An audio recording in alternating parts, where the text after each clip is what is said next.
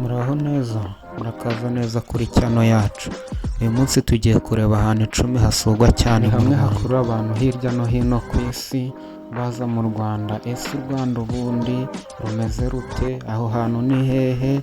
Ese mwe murahazi? Murakaza neza muri video tugiye kuharebera hamwe kandi umuntu hasobanukirwe ndetse namwe muzaze. Muri iyi video rero turaza kureba ahantu 10 hasuwe cyane mu Rwanda, amateka y'u Rwanda ndetse n'urusobe rw'ibinyabuzima bigize u Rwanda. Ku mwanya wa 10 turahasanga Twin Lakes, Burera na Ruhondo.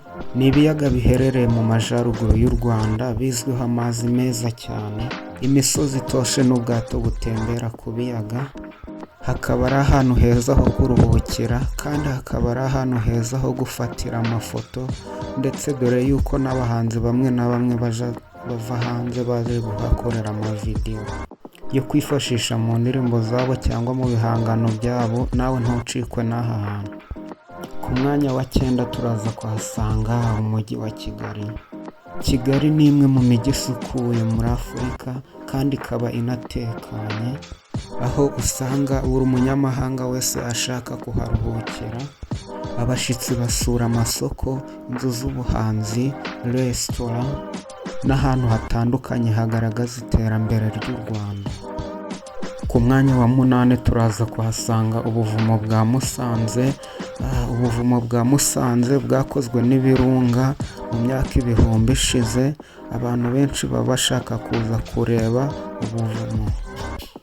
Ubu ni hamwe hakurura ba mukerarugendo bashaka kureba amateka y'ibidukikije.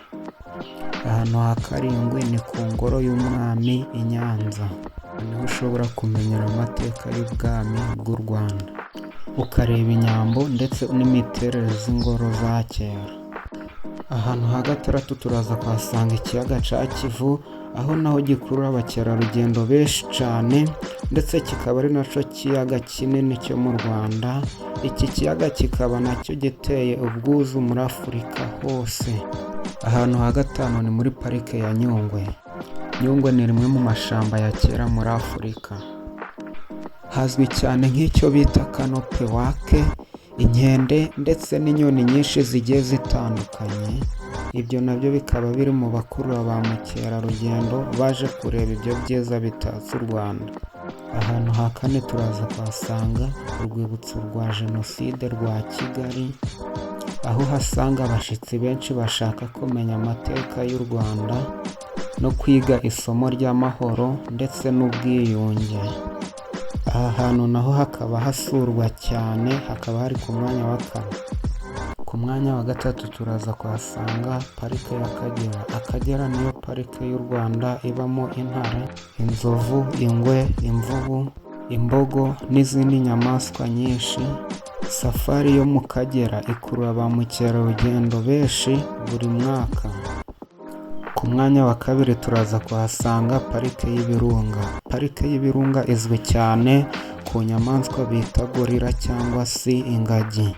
Ikivuga parike y'Ibirunga buri umwe wese ahita yumva ingagi. Iyi parike izwi cyane ku isi hose, habamo ingagi ndetse n'izindi nyamaswa harimo inguge za zahabu. Iyi ni imwe mu mpamvu zikomeye cyane zituma abantu benshi basura u Rwanda.